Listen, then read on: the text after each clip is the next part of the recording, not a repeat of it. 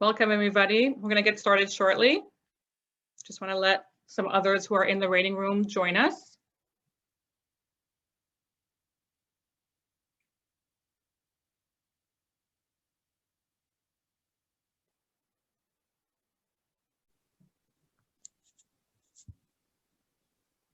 Yariv, are you able to unmute yourself? Okay, yeah, there you go. Okay. Hi, everyone. Thank you for joining us. I'm Yariv. I'm the chair of the Israeli steering committee of the Partnership Together in Modi'in and Rochester.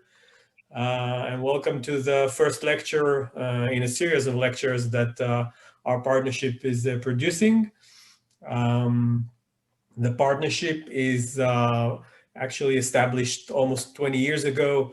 If you don't know the partnership, it is one of 47 partnerships around with Israeli community, Israel communities and federations or communities in the United States and around the world.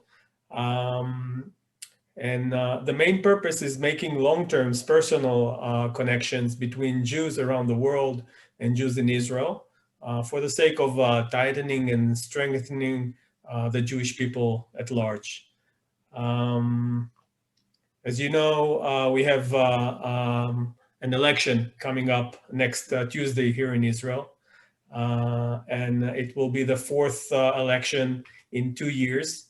We are a bit in a jam here politically, and we're hoping to pull out from it with these elections. How did we get into this point, and what are the unique dynamics of this election cycle? What is the most likely outcome? Will it produce a formed government, or will it be the fifth election? We'll have some answers, hopefully, in a few minutes. I ask you please to mute yourself during the lecture, and I invite you to type questions in the chat box. If you would like to do it publicly or privately, please do it for Joy Getnick, and do it through the presentation, and we will try to address the questions after the lecture. I would like to introduce Rami Katz. He's the CEO of Excel Partners and a longtime member of our partnership in the steering committee. And he will introduce our speaker. Thank you. Enjoy. Thank you, Yariv. Hello, everybody. Pleasure being here. It truly is a distinct honor to introduce our speaker today, Dr. Nachman Shai. The first time I've heard Dr. Shai speak was during my service at the IDF when I was a soldier at Desert Storm. And I think like all Israelis at the time, we were waiting to hear General Shai, who was a spokesperson for the IDF at the time, tell us what's going on. And I don't think anybody can imagine the effect of the calming voice of Dr. Shai when he was describing the state of affairs to a country at war, and which made you all feel it's all going to be okay, or as Israelis say it, yeh beseder. Since then, Dr. Shai was dubbed as the Amargia Leumi, or the national voice of calm. After his tenure at the IDF, Dr. Shai continued in his career in public service. He's involved in academia, where he's a faculty at Duke University currently. He's involved in Making Jewish. He served as the senior vice president for the Federations of North America, and also in politics, where he served 3 terms as a member of parliament in his Israeli parliament. And most recently, and most relevant for our discussion today, is actually a candidate for the upcoming elections in Israel as a candidate on behalf of the Labor Party. So with that, please help me introduce Dr. Shai, and looking forward to an interesting lecture. Thank you very much, Rami, and thank you, everyone, both from Modi'in and Rochester.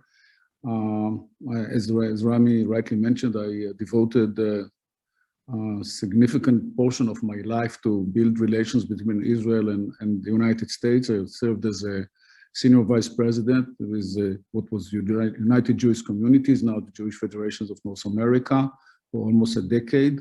And also in the Knesset, I led the caucus for through the Jewish Agency, strengthening the relationship between Israel and the diaspora, with a special focus on the United States, and another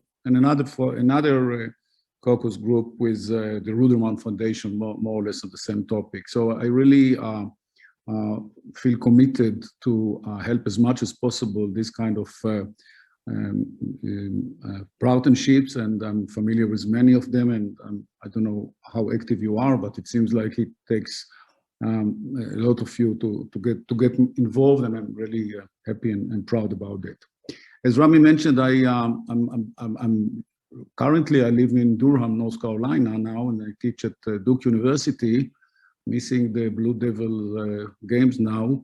I came to Israel, wasn't easy, as some of you know, to run on the Labour Party list to the Knesset.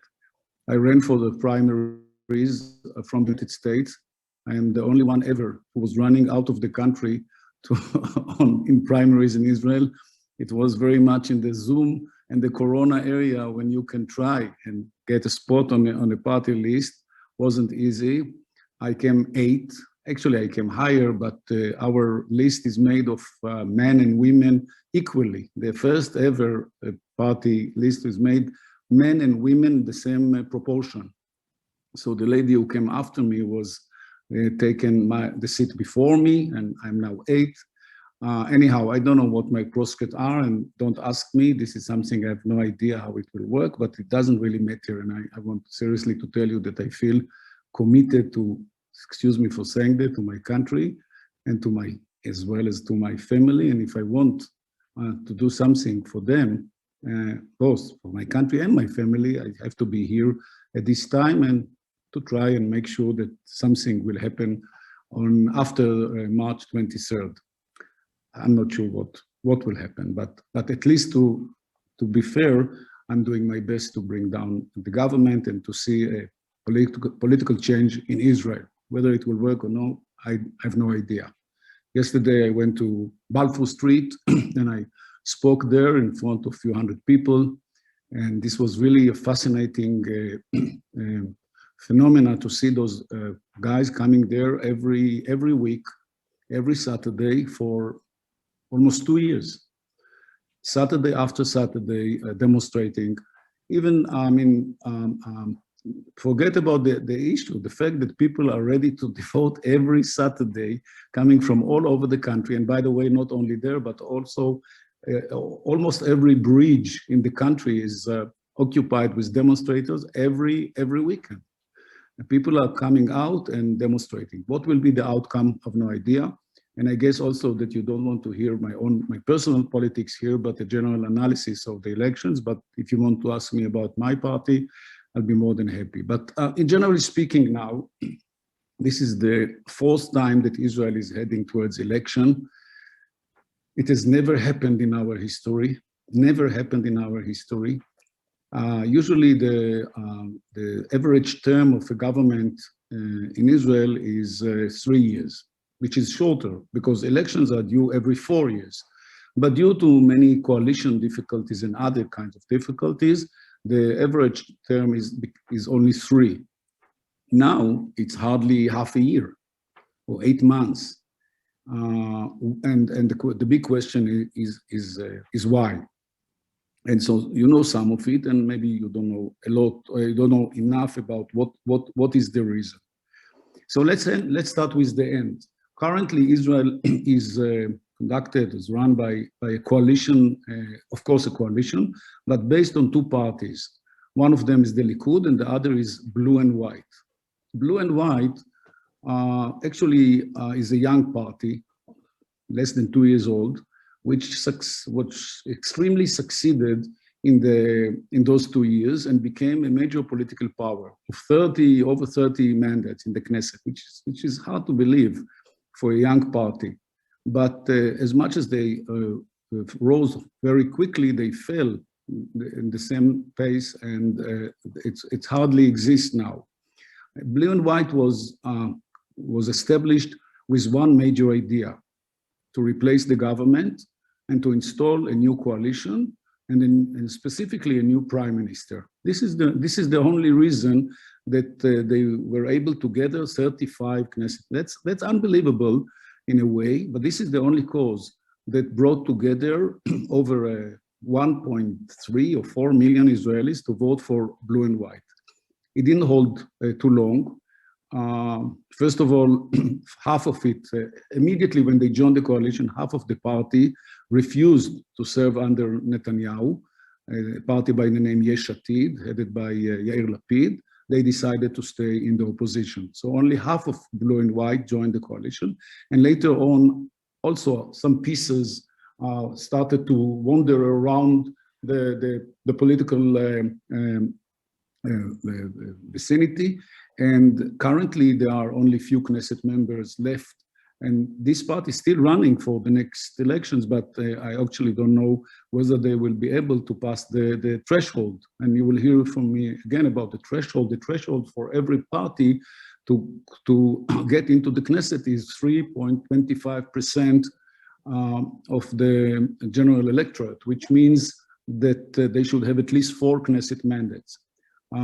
It sounds a small number, but it's really very hard to pass the threshold. If you don't pass the threshold, all the votes are not counted and disappear. So it's really sometimes a waste of votes. If you vote for a party that doesn't pass the threshold, your vote doesn't count, which is a waste.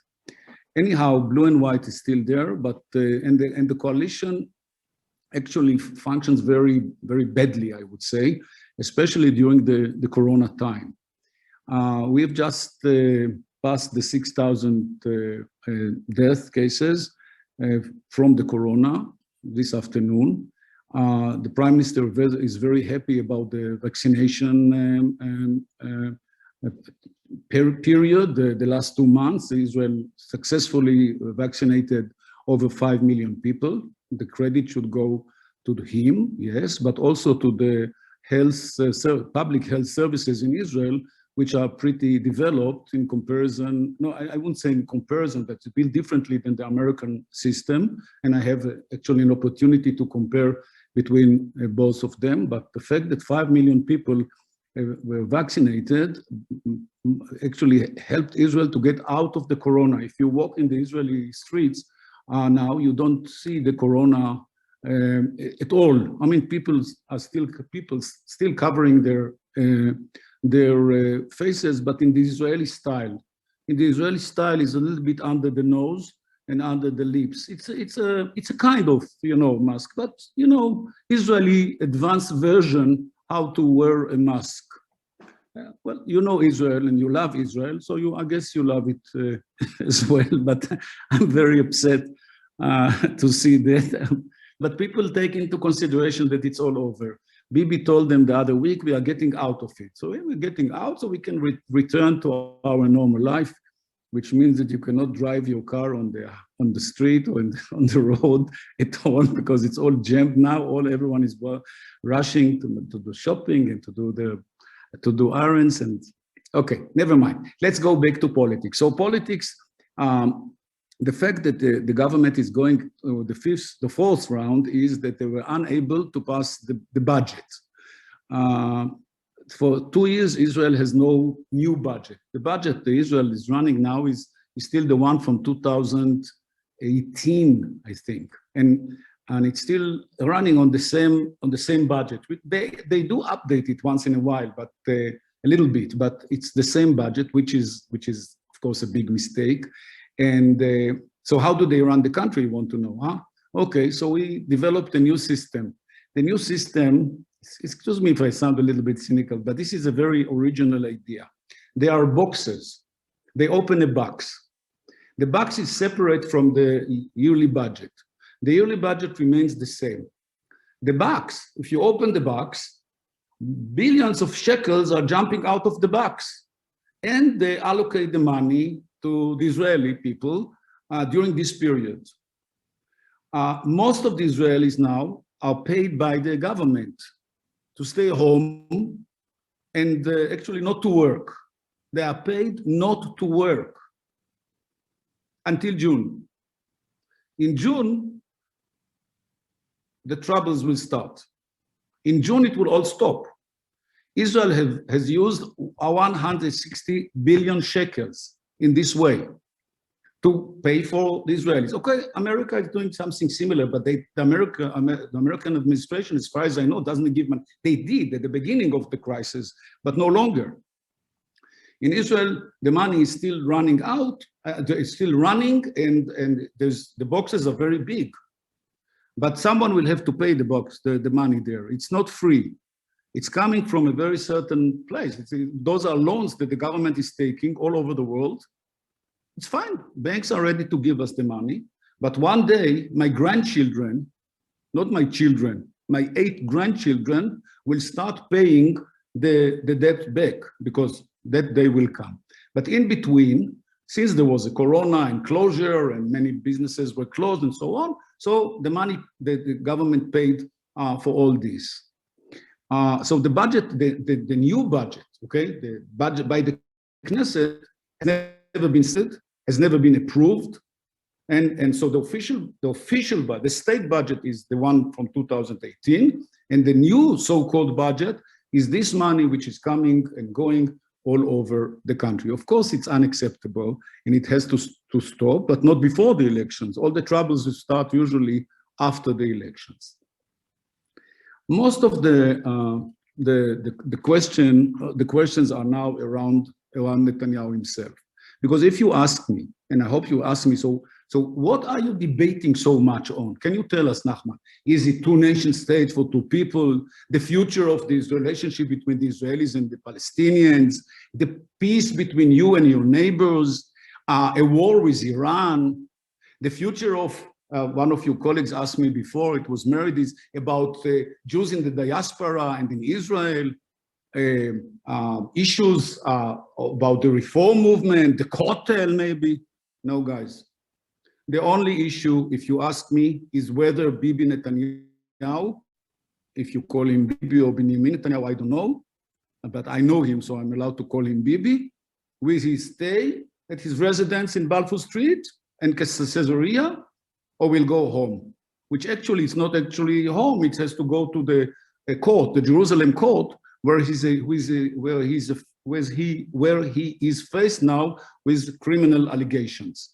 Whether he's going to defend on himself in the court, or to serve as Israel's prime minister for another 4 years, or I don't know how many, because he's never termed he's never promised to end his terms as prime minister, and this is already the 11th year that he's been serving continuously as prime minister.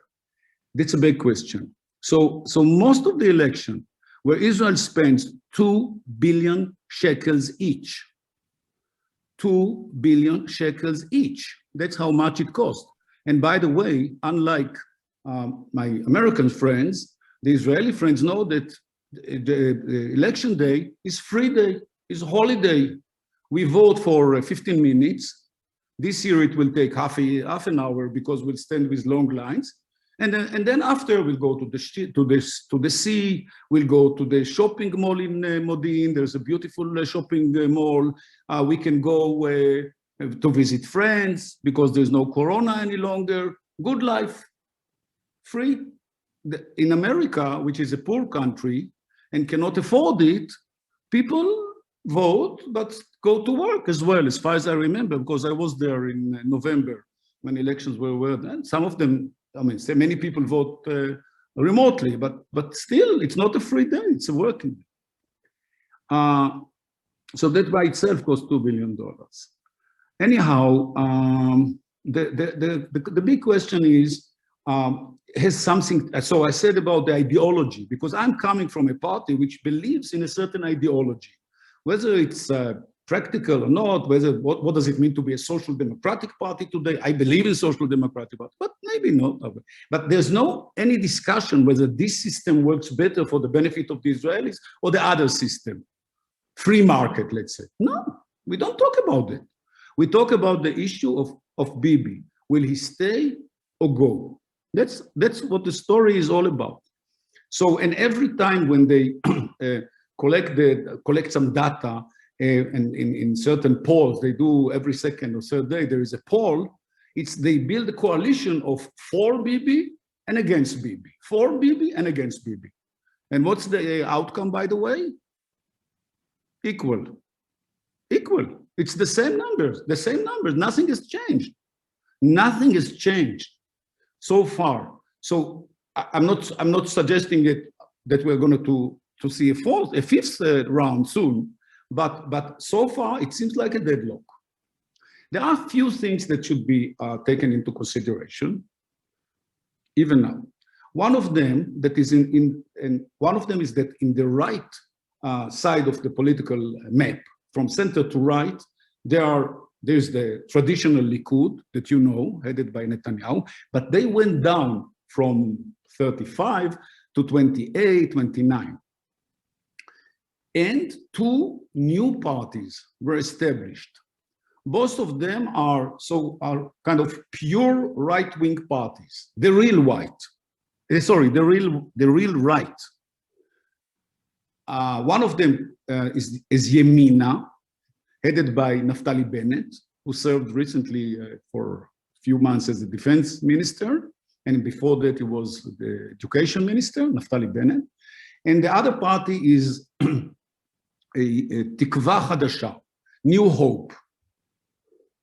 Always parties choose nice words, you know, New Hope, Yesh Atid, there is future, and so on. Well, that's nice. That's how it works. Anyhow, so Tikva Hadasha is headed by Gideon Sa'ar, very veteran in the Likud, that finally decided that he sees no future within the Likud, so he established his own party. By the way, there are 31 parties running in these elections. 31. Okay? That's for your information. Most of them will not make it to the Knesset, but they are ready to spend some money on that. That's fine. But the major development is, as I said before, is in the center right. Netanyahu is challenged by right-wing parties, not by the left. This is a change. It's a tactical change, okay? It's not on the content of the election merits. I come back to you all the time because you ask me about a certain issue. It's not about ideology. That's fine. It's about whether the right wing of the Israeli politics will be led by Netanyahu or by another leader. And there are new, relatively young guys, around 50, all of them in their early 50s or end of 40s, late 40s, that are challenging him. They said, enough for Netanyahu, we can do a better job. But those two voices are coming from the right. Netanyahu's tactics, by the way, is to ignore them. He doesn't know them. He's focusing on the traditional division between right and left. He would like that a party which is much smaller than the Likud, by the name Yesh Atid, as I said before, Yair Lapid, he will be the challenge because it's much easier for him to divert all the attention, not to the internal strife within the right wing, but to the traditional so-called enemy, political enemy on the center left. The Likud voters will get together if they know that the enemy is on the left. But what if the enemy is on the right? And these two young guys, relatively young, are carrying the same ideas and ideologies of Netanyahu. Some say even more than Netanyahu himself, because in some cases, Netanyahu showed that he can be a kind of pragmatist. And he made concessions. And so some ready to compromise, even recently on the issue of annexation, which is nice. I like it. That's the major development. But the question remains, at the end of the election day, whether those two parties will still keep the same position, which means we are not going with Netanyahu anywhere, or they will compromise with Netanyahu on certain political arrangements. And believe me, politicians are very creative, very creative, and they can build a new coalition, which will be, as he says, full right. Bibi says we need a coalition which will be fully right. Wrong, but right. What's the point here? Many Israelis, as I said before, who would like to see a change, a personal change in power, not necessarily ideological, they moved from center left to the right, and they support those parties, although they do not meet their ideology. The ideology remains from center left. There are many polls showing that. But they want to make sure that Netanyahu will lose finally the elections. So they are ready even to support parties on the right side of the political map, of the political spectrum, just to make sure that he will fall down. And that means, by the way, guys, that when they wake up, those hundreds of thousands of Israelis who supported the right-wing parties, unexpectedly, because those parties did not exist before, they will find themselves in a different Israel, because those parties represent different ideology, right-wing ideology. The shift from center-left is significant, but from center-left to the center and to the right is very significant. Now we assume that there are like 75 potential Knesset members on the right side of the political map, which had never existed in Israel. And the reason is that people like me, other Israelis, say to themselves, we see no hope that center-left will be able to defeat Netanyahu, so let's help those guys from the right, just for that purpose. What will happen the day of the elections? Who cares? But first, we would like to see Netanyahu going home. You can understand what kind of frustration we are dealing here with. Because my party and other parties try to convince them that there is also a day after the elections. And the war is not lost yet. And they should stay, they can do whatever they want, but they better stay where they were, traditionally, center-left. But they say, no way, guys, we don't believe you can ever win elections. We use this opportunity to defeat the right from inside. So this is one major interesting development, which makes different, which is different than the previous 3 election campaign. The other development, which is even much more fascinating, is about Arabs, Israeli Arabs. You know, historically, I can speak for hours about that Arabs participation in politics was divided to two periods, until the early 80s and before, and until and after. Until the early 80s, they used to vote either for let's say Zionist Jewish parties, and there were some small Arab parties which were like a satellite parties to the existing Jewish ones, and they joined them after the elections. They were Arab parties, but part of Jewish parties. I call them Jewish, but well, I don't like the term, but that's exactly what it was. Then in the early 80s, Moshe Arens, who used to be Israel's defense minister at the time, and later on for a few times, he was for the first time allowed as a defense minister for the Arabs to get organized in their own political parties, which was significantly important for Israel, finally, to recognize that Arabs can get organized in their own parties. And the Shabak, the General Security Service, at the time similar to your FBI in a way, which was not very happy about that, because they were concerned that Arab parties will encourage and empower the national feelings of the Arabs, of the Israeli Arabs, with all the ramifications for Israel. But no, not that many know the people know the history. I was there working with Moshe Arens, so I remember vividly how it happened. Anyhow, since then we have Arab parties competing in the elections. And then And there are a few of them. Then 5 or 6 years ago, Victor Lieberman, one of the leaders of the right, said, passed the legislation raising the threshold, as I told you, from 3% or even less than 2% to 3.25. And he said, you know, Arab parties will not be able to pass the 3.25%, so they will disappear from Israel politics. Well, it shows that the outcome shows that politicians are also not too smart. Okay, what happened? All the 4 Arab parties got together and for the first time in Israel history established their own party, the Joint Party, which made a huge success in the last election. Since there were 14 or even 15, huge number of Knesset members. Netanyahu, okay, so 15 of them, they have never been included in any Israeli coalition, never, which is a big question. I mean, in your series about Israeli politics, I suggest that you dedicate one lecture on that, or one even debate between different political opinions. They've never been included in Israeli.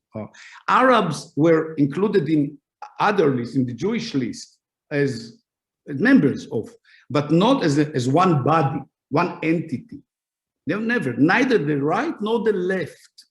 Even the left, while in power, never included Arab parties. They were sometimes supported by some of them, but never included, which is open for discussion. Why? Who discovered the potential of the Arab votes? Who? Benjamin Netanyahu. He said to himself, guys, I see 1 out of 5 Israelis is an Arab. Why would they vote Likud? Excuse me, Mr. Prime Minister, you passed only 2 years ago a bill in the Knesset strengthening the Jewishness of Israel, okay? The Jewish nation bill, which made the Arabs extremely upset, and even the Druze. You yourself, I still remember him addressing the Knesset and the Arab Knesset members jumping out of the seats and leaving the room. Now, he goes from one village to another, calling himself Abu Yair. You know what Abu Yair means, the father of Yair. And he says, I see so many Arabs around me, and they like me. Not only that, one faction of the joint Arab list, 4 members of the party called Ra'am, they disassociate themselves from their list, and they support Netanyahu, the whole party. There is a potential now that 1 or 2, even more mandates from the Arabs living in Israel, the Israeli Arabs, will vote for Netanyahu. For the first time on Israel history, he secured a seat on the Arab list for an Israeli Arab. Of course, it's in a very far spot in the list. He wouldn't be on the Knesset list, don't have doubts about it. But it's the first time. Now, let you tell me something. I like very much what Netanyahu did. Me, I like it. And I tell you why. Because when he opened the door now, other parties can go and follow him. And that means that from now on, it will be fully legitimate to include Israeli Arabs on Israeli government. There is no reason whatsoever why 20% of the Israelis will not be able to practically play in the political game, just to sit traditionally on the opposition, walking out, walking into the Knesset hall, because they like to go out when they don't like something, they jump and shout and go out, or they were taken out and they come back. Forget about it. Why not to be equal members of a government, either center left or center right? Why not? What's wrong with the Arabs? When it comes to national security issues, okay, let's have a cabinet, security cabinet that will discuss those issues. They are. I don't deny it. But in general, why not? So thank you, Mr. Netanyahu. I like very much what you did. You didn't mean it, I'm sure.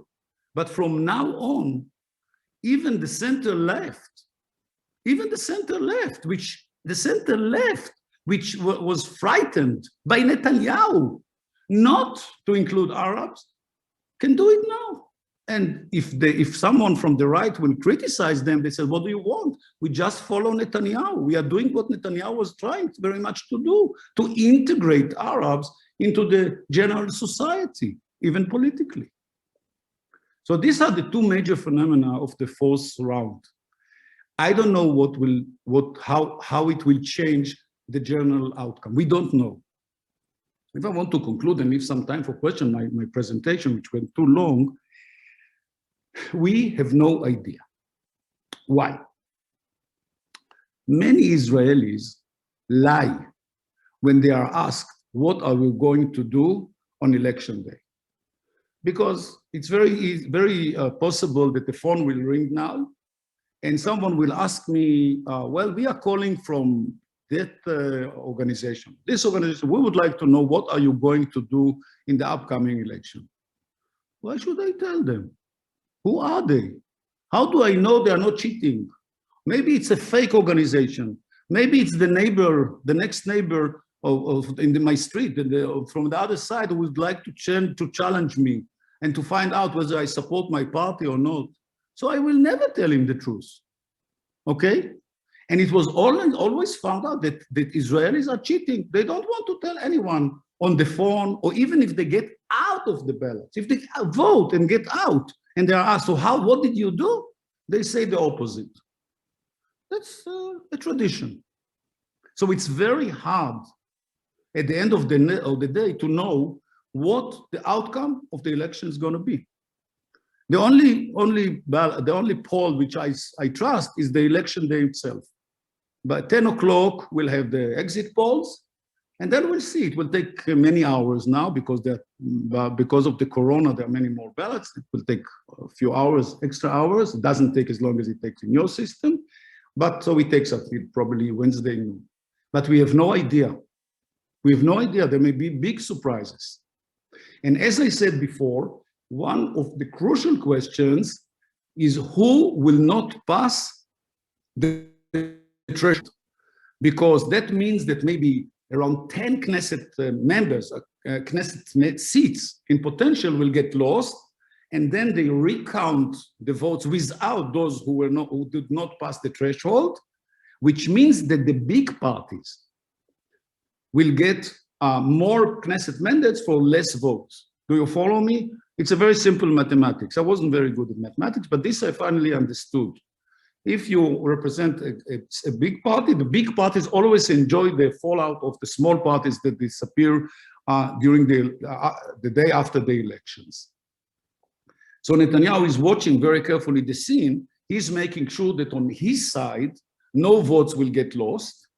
He forced two small parties to get together, the extreme right, Rabbi Kahana's followers, the extreme right, the racist party of Kahana is now running again to the Knesset under the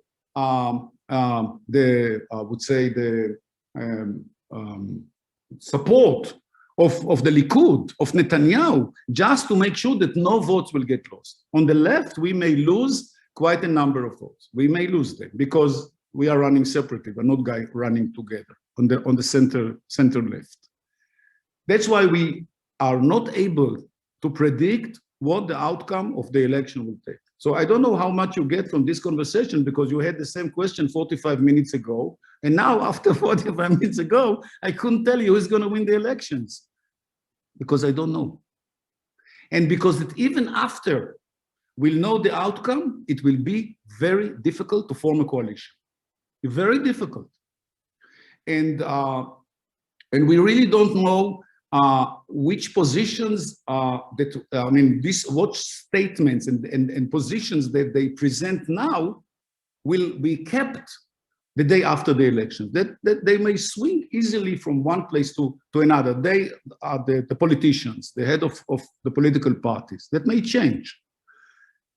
I'm afraid that we may end up with another deadlock, which means I don't exclude that option, that we'll have fifth election in few months. Because we have a lot of money to spend, you know, another 2 billion, what is it for us after 160 billion?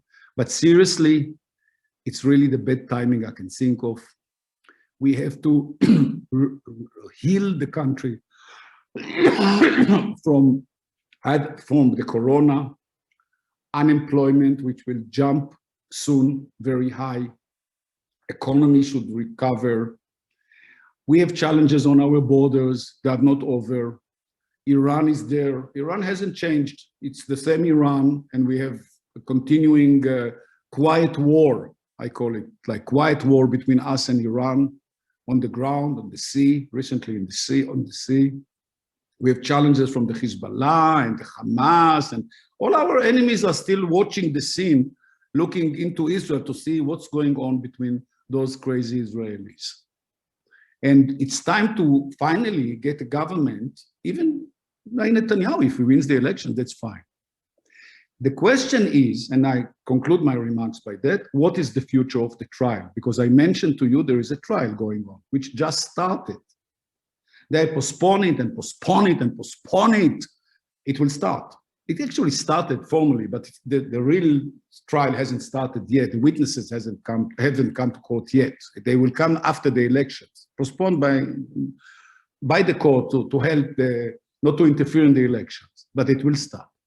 Then the question is whether the new Knesset and the new coalition will pass the French bill or any other name for the bill, probably it will be the Israeli bill, which calls for postponement of that trial or any future allegation for any Israeli prime minister in the future until his or her term expires. You see what I mean? If he serves for 4 years, that's a French bill. 7 years, 10 years, as long as he or she are in power, you cannot entitle. But the day after it's over, their trial can start. That's the post. You cannot start any legal procedure against a serving prime minister as long as he or she are serving as prime minister. That's the bill Netanyahu is looking forward to. He will deny it, but you know, if one of the Knesset members or one of the government ministers proposes this bill, it's not his initiative. They have just submitted the bill, it's not him. He may support it, but it's not him. Don't blame him. He promised he wouldn't do anything on that. But I assure you that if he has the coalition he's looking forward to, with full right, there'll be enough Knesset members to lead a legislation which will postpone its trial for at least 4 or 5 years. And that's exactly the outcome that he is looking for.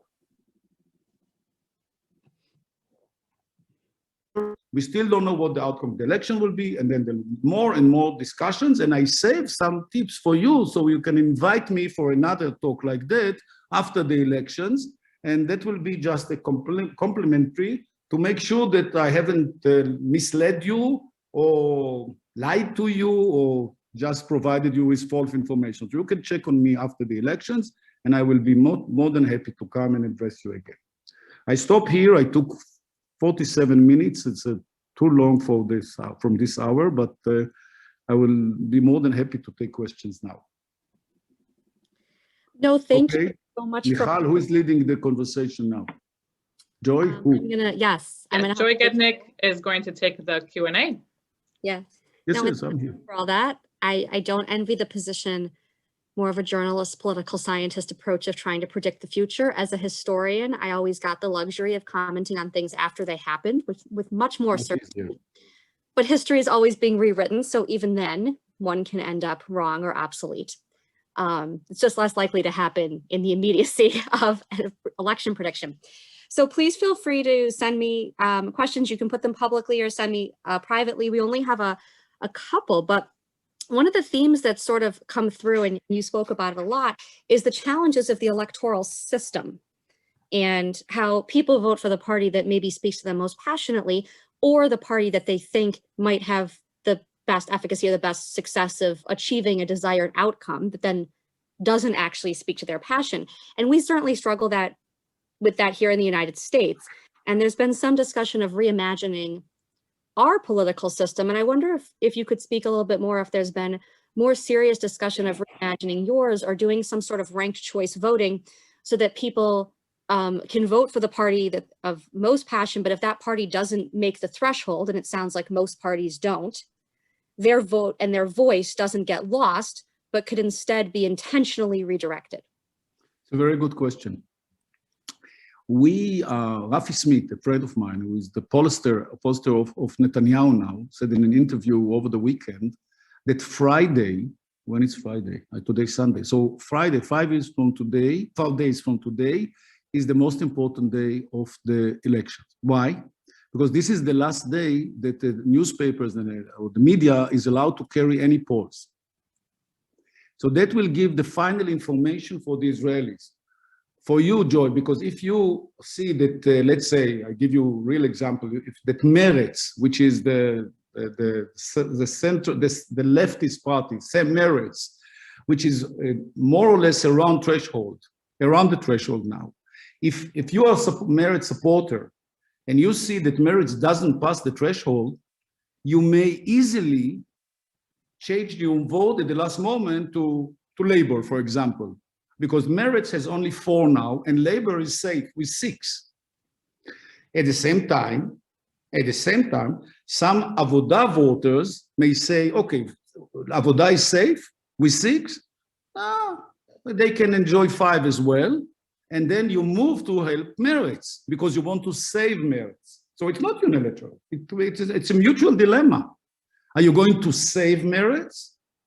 Or you feel like your vote is not going to be, you're going to lose your vote. So let's move to the safe point of Labor. Okay? That's the, and it applies to other parties as well.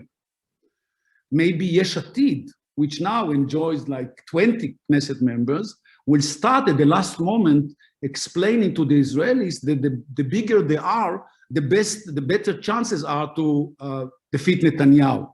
If they have like 25, this is it. It's a myth. It won't work, but doesn't matter. Some Israelis may be convinced and move even to Yesh Atid.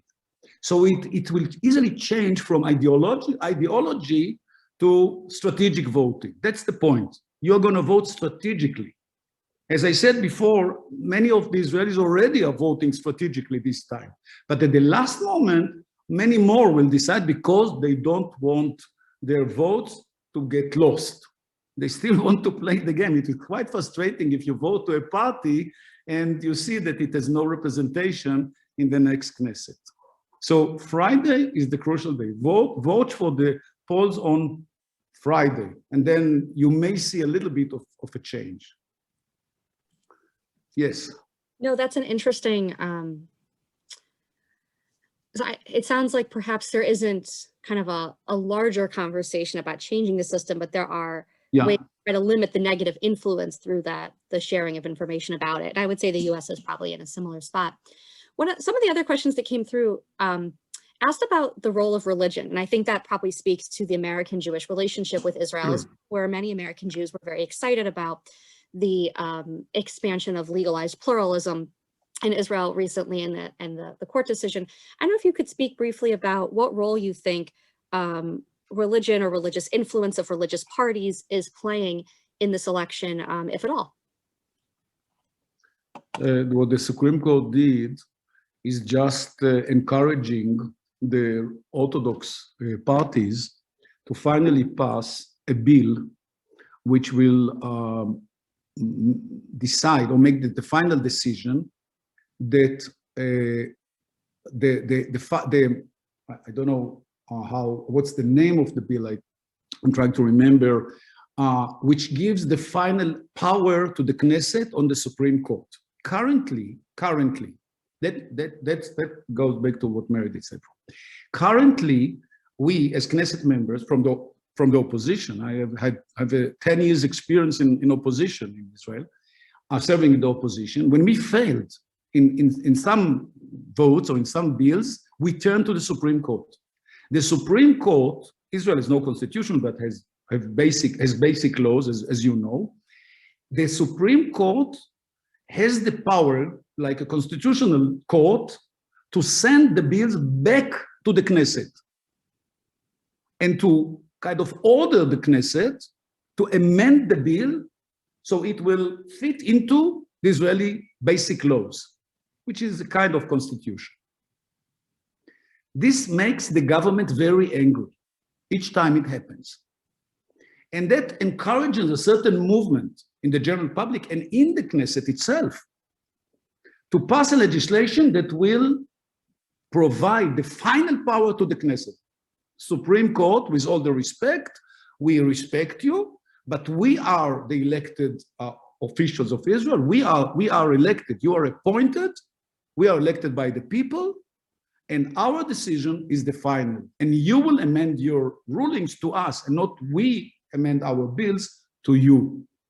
Okay, this is a basic question, by the way. This is one of the issues, but I don't know how many Israelis are really aware of it. Some, but not all. The Orthodox are extremely angry about the recent ruling about conversion and about the Kotel and about others, and they will gladly join the initiative to change the balance within the three the branches of the government, and not to give a higher power or more power to the judicial to the judiciary. Okay. And it's already there. It's just been postponed once in a while, this legislation. Religion, the Orthodox parties, the two of them, the Orthodox parties, Shas and Yadut HaTorah, remain in the same power, 7 to 8 mandates. There's no change there. There is 100% voting on their side, 100%. Sometimes it's a little bit over 100% when they succeed to bring the desk to vote on election day. They succeed. There is a miracle once in a while, but in general, it's the 100% they bring, and they are able to dictate to any government they serve in to avoid any electoral change, any change in the electoral system for regional or from different than the proportional, because they enjoy most of the power due to the proportional system in electoral system in Israel, and also to pass legislation in favor of their needs, and their needs are growing. The Orthodox community in Israel is growing than any other, growing faster than any other group or tribe within Israel currently, as you know. With 7, 8 children in average in a family, their needs are much bigger than the state of Israel is able to respond to. If you continue to pay children allowances and to give them all kind of reduced taxes on this, on that, on power, water, city taxes, and so on, you don't really do the right thing, because you don't encourage them to join the work market. Many of, especially the men, do not work. Women work up to 70% as teachers usually between pregnancies, of course, between pregnancies. But in the case of men, sometimes they are very happy with their life without really working hard. That means that 30% of the Israeli children, theoretically, are under poverty line. 30%. Mainly Arabs and ultra-Orthodox, under poverty line. I believe their numbers are not that high in life, because probably there is some, what we call illegal or black money or some kind of black economy, which is conducted in certain groups in Israel, inside the groups, which are not reported to the state. They don't pay taxes on that, but that helps them to overcome the poverty line. But according to the official reports, 30%, and most of them are either Arabs or ultra-Orthodox. This is a major issue. This is a major issue. I don't insist any longer on military service, okay? I don't insist. We can live without them. That's not the issue. The issue, how to make sure the children in the age of my grandchildren, okay, which go to school and don't learn English and don't learn mathematics and don't learn sciences, what kind of people are they going to be later on in their life? Will they be able to adapt to the needs and the qualifications of the Israeli society? The high-tech, Israel high-tech, who is going to be Israel's high-tech 20 or 40 years from now? Who is going to lead Israeli high-tech? They are growing fast, as I said before. In 2060, they're going to be 1/3 of the Israeli society. It's not too far. So that's the question. The question is core studies and prepare them for life. And I ignore military service. Okay, IDF can survive without them. That's not the issue. The issue that after 18, when they graduate from yeshiva, are they going to continue and study for the rest of their life? Or they start looking for a job and work and bring some money back home and raise their children from poverty and run normal life. This is the issue. It's working, not serving in the army any longer. Thank you. Thank you. We have two more questions and then we will wrap up just for everyone's kind of space here. And the first comes from Igor, and it's posted publicly so everyone can see what it is. The last one is more private and kind of wraps it up with the P2G theme. But Igor, do you want to share your question directly just while you're here, or I can read it? Igor? Sure, I can talk to it. So I just listened to an interview with Bibi a couple of days ago, where he was really promoting himself as the only one that can, so to speak, fly the plane, lead Israel into the future. And he was basically saying, I'm most experienced, I know Putin, I have a good relationship with him, he's a strategic partner, with Iran. He was basically touting all of his achievements with, Abraham Accords. And so my question is, if he does get defeated, who in his place has the right level of experience to really, do the right things for the country going forward? This was the Fox News interview, wasn't it? Could have been, yeah. I think. Fox News, yeah. I tell you something, I know Bibi 44 years, okay? I went to school with his brother, with Yoni. Well, before he left to the United States. And I met Bibi after Yoni was killed in Tebe. I was military correspondent for Israel television at the time. I remember vividly this meeting in Jerusalem in one of the coffee places. And then we worked together many years in Washington. So I know him pretty well. He's very, very smart and well educated. And his English is better than the former president of the United States English, the outgoing one, which is nothing to compare with. But that's not the issue. He's good. He's been good as a finance minister at the time. I know the best. He says he was the best. He knows politics. He knows diplomacy.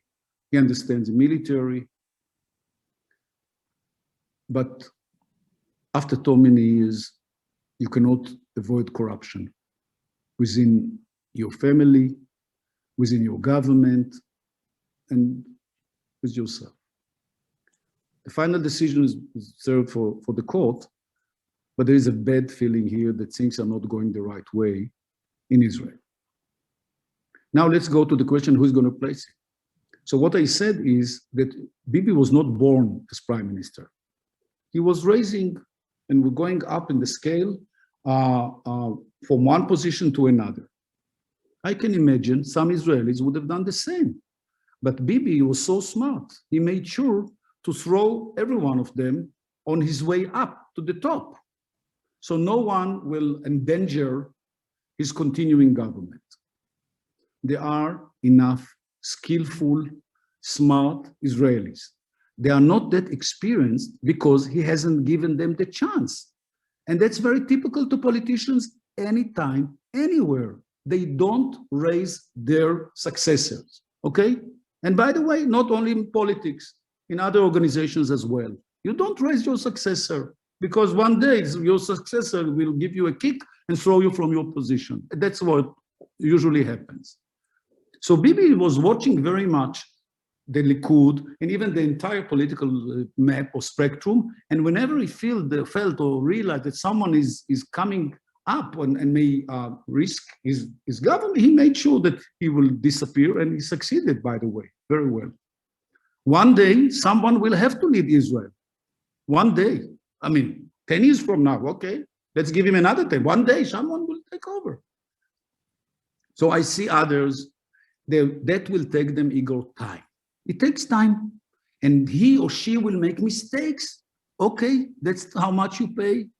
If you become a prime minister, if I become a prime minister, I have no aspirations, but if what would I do? I will make sure that I will be surrounded by professionals, politicians and professionals that will help me.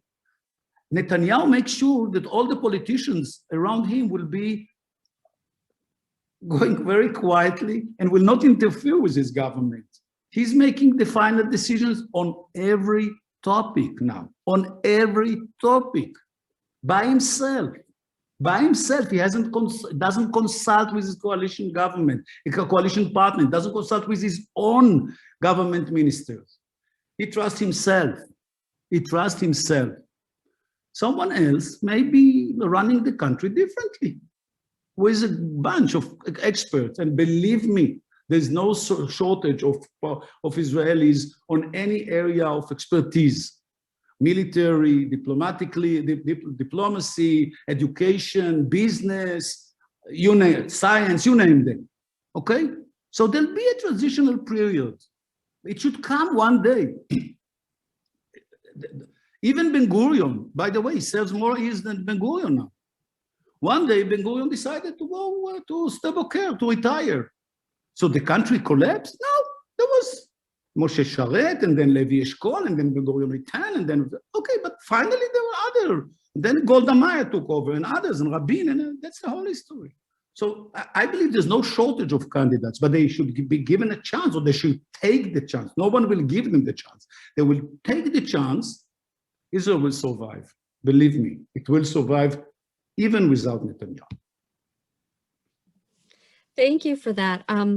The last question, and then we'll turn it to Meredith to close, really could be two questions, but I think we can look at them in the same context, which is the relationship between the United States and Israel, and then kind of a subsidiary of that of the American Jewish community and Israel. So the first half of the question came through some private chats is, how do we think, if at all, the change in American presidents, so from Trump to Biden, has impacted the Israeli election? And how might different outcomes of the Israeli election then impact the relationship back with the United States, both on that presidential government level and with the American Jewish community? Or I think you could broaden it to say the world Jewish community. I think about what Yariv said at the beginning about 47 partnerships and 47 partnerships looking at Israel and thinking how this might affect them. Well, first of all, we are not over the even 100 first days of the new administration, right? Although we honestly don't know. I was trying to watch the situation from Washington. Now I do it from Israel, not Washington, from the States. I was not in Washington. And one thing should be said. I don't see Biden walking in the same trajectory as Trump. There's no doubt about it. There's a new administration and there's new policy. Trump was probably the most, some Israelis say friendliest, some can use other words, to Israel ever. Up to a dangerous point, if you ask me, because the appetite in Israel grew rapidly. Israelis said, okay, if we can get everything from him, let's try and get it. Annexation, and other ideas. Annexation is the crucial one, but others. Trump is no longer there. It's Biden. Biden was waiting for 23 days until he made the first call to Netanyahu. Trump made the first call after 3 days. Israelis were counting the days. And did he call Netanyahu? Did he call Netanyahu? Netanyahu developed a certain animosity within the Democratic Party. You all know that. I don't reveal anything new. He made his own mind to trust and support the Republicans. He did it not recently, but a few years ago. And after Obama, during Obama's term, second term especially. And then he became a big friend of Trump. He's a good friend of Biden, there's no doubt. Biden knows him and he knows Biden for generations. Biden has been there for so many years anyhow. And I trust Netanyahu, Biden is a friend of Israel, as well as Trump, as well as almost all previous American presidents. But I'm not sure he will do the same. And I'm not sure he will let Netanyahu to decide for the United States what to do. For example, when it comes to Iran, Trump followed Netanyahu, breaking the deal and imposing economic sanctions on Iran was Netanyahu's idea. It didn't work, by the way. Iran is closer to a nuclear bomb than ever before, even now under the economic sanctions. So the US probably will do something else, which I don't know yet. I'm confident that any American government and any administration understands the strategic role of Israel in the Middle East, but not only about that. I still believe in ideals and I believe in values, and they still exist between Israel and the United States. But it won't be the same, there's no doubt about it. How much the Israelis draw from the defeat of Trump's defeat to these elections? Not too much. Not too much. I don't think they said if Trump failed, maybe Netanyahu will fail as well. It doesn't work like this. It's not the same, and you cannot compare the United States. There are some Israelis used to compare Israel to the United States. Well, please. There's not much to, and you have only two parties. What a dilemma. You have to decide between two parties, and we have 31. Can you imagine? 31. It's different political system, different community, different life. But now back to the Jewish community. I think that Bibi also in a way neglected American Jewish community, and he ignored in a way the American Jewish community, especially in his relationship with the Democratic Party. And he knows America very well, even now. It's not only a matter of language, he understands America. There's no one single member of the House or the Senate to come to visit Israel that won't see Netanyahu. As long as he wants or she wants, he will visit and he will see them and spend a lot of time with them, and he builds the relationship. That's all fine. But he knows that most of you vote for Democrats and not Republicans. When it's not only a political matter or bipartisan, it's much more. It's that you believe that the ideology and the values of the Democratic Party are better represent you than the Republican. That's it. That's your decision. We are never tell you what to do. Never, never, never. Israel moved to the right. You didn't move to the right with Israel. You moved maybe more to the left. I mean, in general, as far as I know, maybe I generalize, maybe I don't know enough. So there is a rift, certain rift between the American Jewish community and Israel. We all remember some case. One of them was during Jewish Agency Board of Governors 2, 3, 4 years ago. I don't remember that they disinvited Bibi for dinner. It was something. Yeah, Meredith remembered that. This was very significant. Never done in the history of Israel Jewish with the American Jewish relationship. It was about the Kotel agreement. Okay, I remember that. At the eve, this was the best timing I can think of, where you were all convinced in Jerusalem. Yes, sitting between themselves or yourself in one of Jerusalem hotels. It felt like a bomb on your head. I remember that. Yeah, they're also very smart. But he didn't need the American jury too much, because he had the Republicans and he had the evangelists. And you know who am I talking about? They became a major power. And some Israelis said, why? We have the evangelists, we have their money, okay? They support many Israeli organizations. They support the Jewish Agency. They support Keren Hayesod. They support Keren Kayemet. They support what's the friendship, Keren Hayedidut, Friendship Foundation. They support nefesh benefesh. They pay for olim. Okay, so there's money, there's political support. Maybe we don't need those guys who come and want to daven along the kotel and confuse our friends, the Orthodox, ultra-Orthodox. Why do we need them? So we're not there yet. But what I noticed as a very active in this Israeli-US religion, Israeli-Jewish communities, that we have to educate Israeli politicians about the importance of you, not only to the United States, but to Israel. How strategically you are important to Israel as Jews, as American citizens. And every year I took groups of Knesset members to the United States and we moved from one federation to another. There are 47, no, federation partnership, but there are 400 federations as far as I know, big, small, medium, so on. And trying to, to educate them. I mean, they have no idea. This is a new generation of Israeli politicians. I'm not the youngest one, as you may imagine.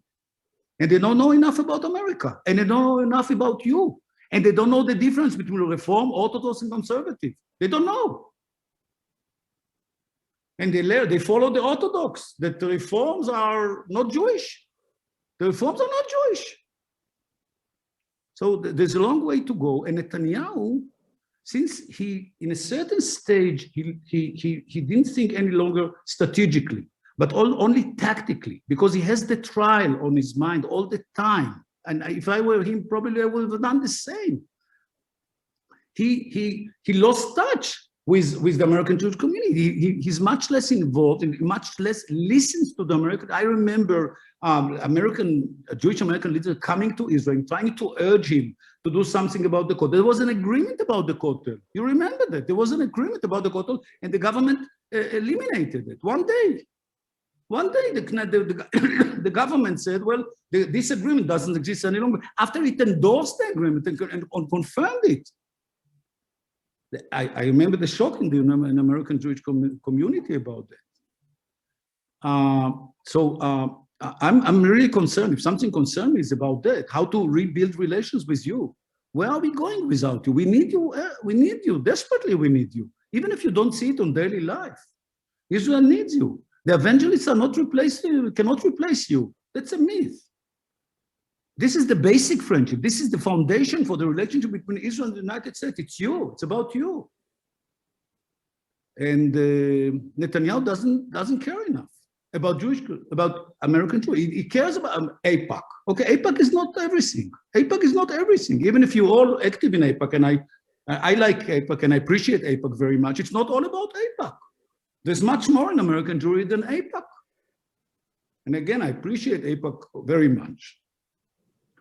I was always looking to do something on people to people, what you are doing in your shutafuyot, that's fine. People to people, to keep the relations on the basic level between people here and people there. That's what I like most. Because on a governmental level, that's something different. They come and go. What holds the relationship is what you are doing between yourselves. So that's why I commend you and appreciate what you are doing very much. But again, I'm telling you, every Israeli, every prime minister in the future will have also to build again relations with the United and to regain your confidence, because many of you lost confidence with the Israeli prime minister because he didn't rely on you any longer. And this was a kind of alliance that went on for generations before the state of Israel was incepted. Before we all remember the important role of the American Jewry to Israel's existence. So there's a lot to talk about that as well. I'm sorry I went too long because it upsets me very much what happened here, and I tried to do my best for many years. Sorry. No, it's fine. I would add to your last comments, Nachman, that yes, the Israeli community needs the American Jewish community. The American Jewish community needs Israel too. Israel. And this growing divide over a variety of topics, political and otherwise, is complicated and troublesome. And this is why our partnership and all the other partnerships are so important. Like like you Absolutely. mentioned. And I think not only would we like you to come back, talk post-election, maybe we can continue this dialogue about how do we most effectively bridge these gaps, because we do need each other, and we forget that the Jewish population of the world is 0.01% of the entire world population. We're still teeny tiny people, even though we seem to be much bigger than that at times, and we can't exist without each other. So with that, I want to thank everybody for coming on actually a lovely Sunday afternoon in Rochester. We have blue sunny skies, so we appreciate everyone's time and attention. And Nachman, it was so wonderful and helpful, and we'll all be curious to see what happens on March 23rd for sure. Don't forget to come and vote. You all don't forget to come and vote. I wish I could. I should put my husband on a plane. He can vote. Okay. I want to thank our committee who put this together. We have a very active partnership. We have a partnership committee, and we have an education committee that includes Hila Hadass, Kim Holtzman, Joy Getnick, Ronit Beutner.